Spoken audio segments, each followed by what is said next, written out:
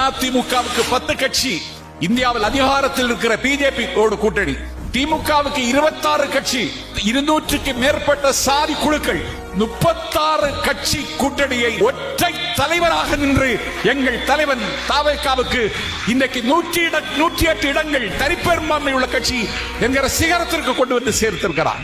என்ன நிலைமை? எதிர்கட்சி தலைவர், ஒரு எதிர்கட்சி தலைவர் எப்படி பேச வேண்டும் என்கிற முறை கூட தெரியாத ஒருவர் தமிழ்நாட்டின் எதிர்கட்சி தலைவர்.